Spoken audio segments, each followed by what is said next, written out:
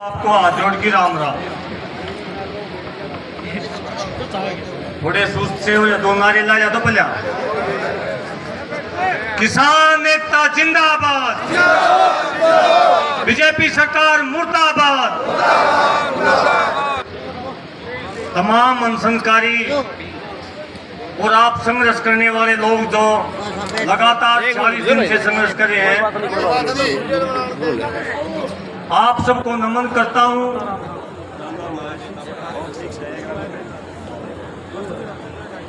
बार बार यहां आने का मौका मिला और आज जो मेरे पास सूचनाएं हैं, अगर उन सूचनाओं में कुछ सच्चाई है, हो सकता है कि आपके साथ लास्ट बार बातचीत में कर पाऊं।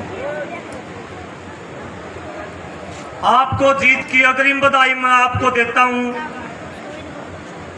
आपकी जीत नजदीक है और जीत भी इतनी बड़ी होगी जितने दिन आपने लाए हैं। कै दिन ला दिए? 40 दिन हो गए।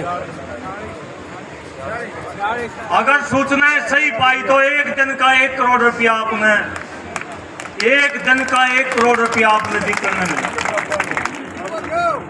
और पहले दिन जब मैं धरने के ऊपर आया था, एक बात मैंने कही थी, है लड़ाई मात्र आपके धरने की नहीं है, पूरे हरियाणा की, पूरे देश की लड़ाई है। और आप लोग इस जीत के साथ ये साबित करेंगे कि दुनिया की कोई कलम किसान के खिलाफ नहीं चल सकती। दुनिया की कोई कलम किसान के खिलाफ नहीं चल सकती। आज मैं आपसे भाषण नहीं दूंगा, मैं आपसे बातचीत करना चाह रहा हूं। इसलिए मेरा निवेदन है कि मेरी बातों को थोड़ा ध्यान से सुनियो। अर्जा कि मैं गलत सलत बोलूं भाई, 1 मिनट खातर बातचीत कराने, ज्यादा लंबी चौड़ी बात करें बैठ जाता हूं, 2 मिनट सुन लेंगे। साथियों, मैं मेरी बात की शुरुआत एक पुरानी घटना के साथ करता हूं। एक बार कहीं कोई इंसान काम गुआंड में एक्सपायर हो गया और उसकी अर्थी को ले जावे हैं। और एक बनिया उस अर्थी का अगत जावा है और अर्थी में तो किसी साथी ने रोक के नू पूछने लग गया है, भले भाई कर जाओ हो। वो साथी छोम हो गया, बोले आंख फूट रही है, दिखता को नहीं, दाग देने लग रे। मारा भाई, मारा काका ताऊ मर गया। बनिया नू बोला भाई आज मरिया है, पहले का मर गया है। उसका और गुस्सा हो गया, अरे मेरा तो काका मरिया, मेरा ताऊ मरिया, अरे वो मजाक बना रहा है। उसका जो साथ में थे उनने पीटना शुरू कर दिया। वो बनिया नरम हो गया, हाथ पांच जोड़ के बोला, अरे मेरी बात तो पूरी सुन लो, पीठ पाछे लियो, एक बार मेरी बात सुन लो। ओ बनिया खड़ा कराया, बोला बता भाई बात। बोला मैं नू पूछना चाहूं था, जो इस भाई ना प्रति के ऊपर ले रहे हो, जय इसमें दया धर्म नहीं थी, जय हो भाई सत्य के रास्ते पे नहीं चलिया करता, जय हो भाई धर्म की लड़ाई, सच्चाई की लड़ाई नहीं लड़िया करता, तो यो पहले मर गया था। आप लोग जीवित लोग यहां बैठे हो। मुंशी प्रेमचंद से किसी ने पूछा था कि कौन लोग हैं ये लोग जो धरने लगाते हैं। मुंशी प्रेमचंद ने एक शब्द में जवाब दिया था कि ये जिंदे लोग हैं। आप लोगों की आत्मा जीवित है। जितने साथी आप लोग बैठे हो, एक बार तालियां बजा के आप अपना स्वागत करें। साथियों, दूसरी बात, हम जब भी कोई क्रांति की बात चलती है तो भगत सिंह का नाम सबसे पहले आवा है। और भगत सिंह ने अपने एक पत्र में लिखा, उसका दोस्त था बटुकेश्वर दत्त, जेल के अंदर से बटुकेश्वर दत्त के नाम एक पत्र लिखता है और उस पत्र में ये लिखा है कि बटुकेश्वर दत्त, जीवन बहुमूल्य चीज है, मरना कोई नहीं चाहता, मरना मैं भी नहीं चाहता। ये शब्द भगत सिंह के थे कि मरना मैं भी नहीं चाहता। बड़े कष्ट के बाद ये मानव जाति में जन्म मिला है, लेकिन परिस्थितियां ऐसी पैदा होगी, मुझे मरना पड़ेगा। मेरे मरे में देश को आजादी नहीं मिलेगी। साथियों, मैं ये बात इसलिए कह रहा हूं कि इतना बहुमूल्य जीवन है। 95 साल का आदमी भी नूता हुआ है कि 1-2 साल का ढूम है। हमारा बुजुर्ग भी जब हम इलाज करने खातर खेड़ी चौपटा लिया हुआ किसी डॉक्टर के 100 साल का बूढ़ा भी न कहेगा भाई सार जिंदल में ले चलो कि मेरा उधर ठीक हो जाऊं। यह बात है कि नहीं है? जीवन इतनी बहुमूल्य चीज है, उसके बावजूद भी आप अपने देश के आंकड़े उठा के देखो। मैं नहीं कह रहा, सरकार ये कह रही है हर रोजाना 40 किसान फांसी टूटते हैं, आत्महत्या कर रहे हैं। हर रोज 40 से ऊपर मजदूर आत्महत्या कर रहे हैं। वो जो नया आंकड़ा जो निकल के आ रहा है, सैकड़ों के करीब आपके बच्चे नौजवान जिनको आप पढ़ाई करने के लिए दिल्ली भेजो हो, रोहतक के सार भेजो, कोचिंग सेंटर में भेजो, हर रोज देश के सैकड़ों बच्चे आत्महत्या कर रहे हैं। अभी तालू गांव के अंदर एक घटना घटी जो जिसका जिक्र धरने के माध्यम से भी हो रहा था। तालू गांव का लड़का पवन 24 साल की लगभग उम्र थी उसकी, और वो फौज की भर्ती की तैयारी किया करता, गरीब परिवार का था। और रेसर इतना तकड़ा था, 12 किलोमीटर की रेस 38 मिनट में।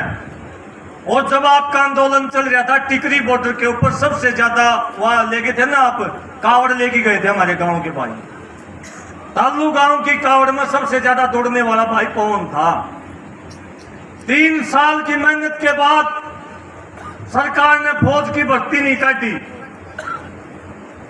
उसकी उम्र लकड़ की, जिस ग्राउंड में वो रेस मारा करता, मेहनत कराया करता, उसे ग्राउंड में वो फांसी का लटक जा है। और रेत के ऊपर 2 बात लिख की मर जा है, बाबू इस जन्म में फौजी को नहीं बनया, अगले जन्म में बनूंगा। यह बात मैं आपको इसलिए बता रहा हूं, मैं आपसे पूछना चाहता हूं, वो भाई जो फांसी का लट क्या, जो मारा भाई मारा बच्चा था, वो आप मरिया सरकार ने मारा, ऊंचे वाले जितने किसान फांसी आत्महत्या कर रहे हैं, बहुत सारे ये कह रहे हैं आत्महत्या करना बुद्धि है। मैं ये कहता हूं आत्महत्या बहादुर आदमी कर सका है। एक सुआ लानिया डॉक्टर आ जाता ना स्कूल में आते थे, फालतू बालक भाग जाते सुआ लुआन के मारे। जो जीवन बहुमूल्य, जिसको भगत सिंह ने बहुमूल्य बताया, उस जीवन को कोई नेछावर करने खातर तैयार हो गया है। उसका एस्टीमेट, उसके ऊपर के वजन होगा, उसके कितनी ताकत होगी और कितनी मजबूती उसको होगी, उसका आप अंदाजा नहीं लगा सकते। पवन जैसे सैकड़ों बच्चे हमारे रोजाना फांसी टूट रहे हैं। उनके पिता जो किसान के रूप में 40 जो सरकारी आंकड़े कह रहे हैं, मैं तो ये कह रहा हूं सैकड़ों किसान मजदूर रोजाना फांसी टूट रहे हैं। 750 से ज्यादा किसान जो शहीद हुए, लिख मर गए। शशा का था, शशा का अजीत तामराज भी याद है, हमने पेड़ के ऊपर बताया था टिकरी बॉर्डर का।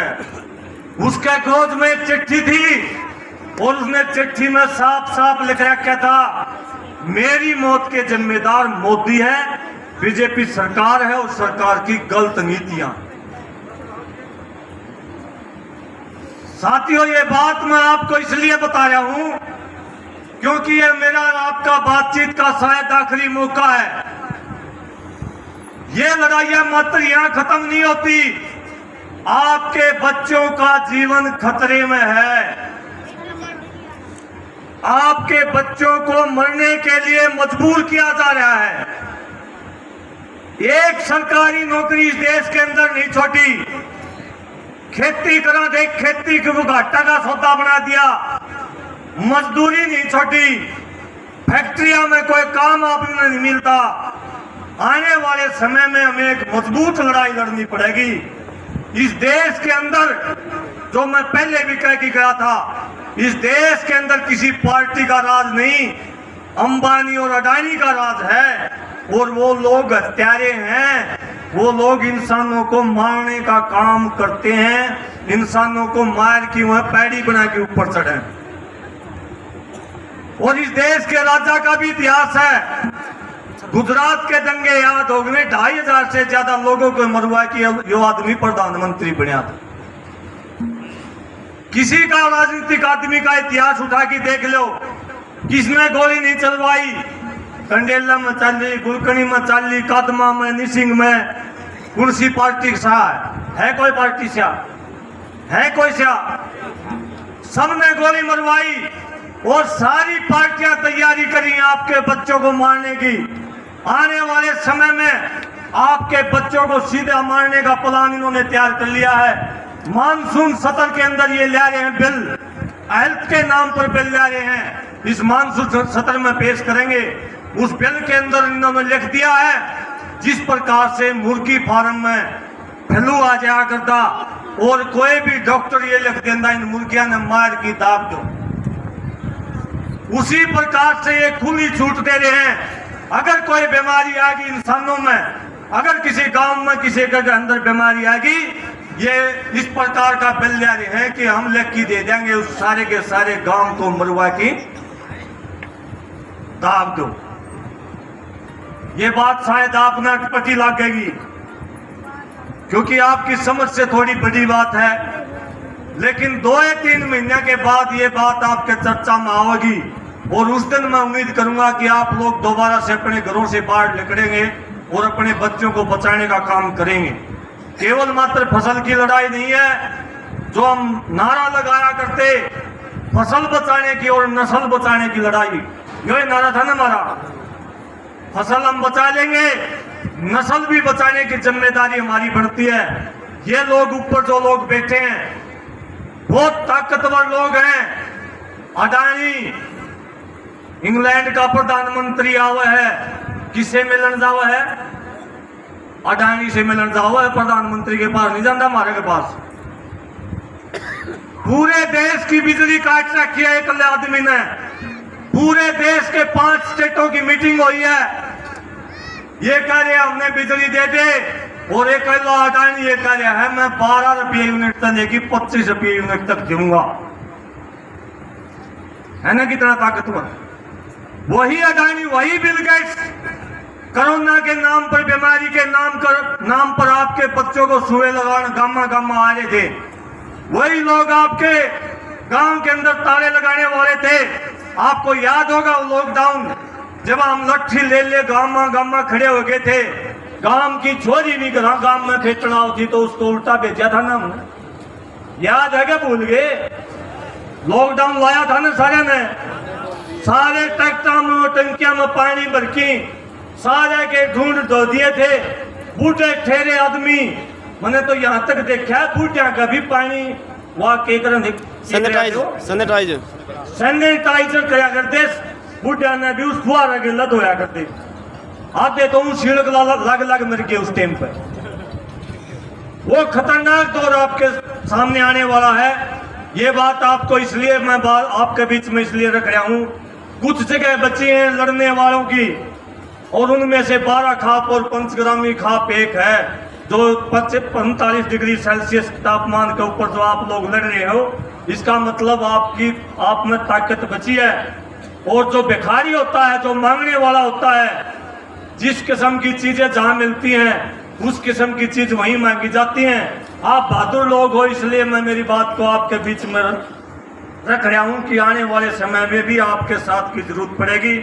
आपको दोबारा से मैं नमन करता हूं और दोबारा से बधाई देता हूं। आपकी जीत नजदीक है और जीत के लिए भाई रामनिवास और तमाम कमेटी जो आपकी यहाँ काम करी है, खाप जितने बुजुर्गों ने इस लड़ाई के अंदर, जितनी मेरी माताओं ने इस लड़ाई के अंदर भाग लिया, जिनने अनशन कराया, उन सबको नमन करता हूँ। परमात्मा आपको सीधा स्वर्ग के अंदर भेजेगा। इससे बड़ा त्याग और इससे बड़ी तपस्या दुनिया के किसी मंदिर मस्जिद में, दुनिया के किसी धर्म स्थल पर आपको नहीं मिलेगी। सबसे बड़ा धर्म इस धरती का अगर कोई है तो आज यो धरना जो चल रहा है, यो धर्म स्थल है। आप लोगों को नमन करता हूँ। जय जवान जय किसान।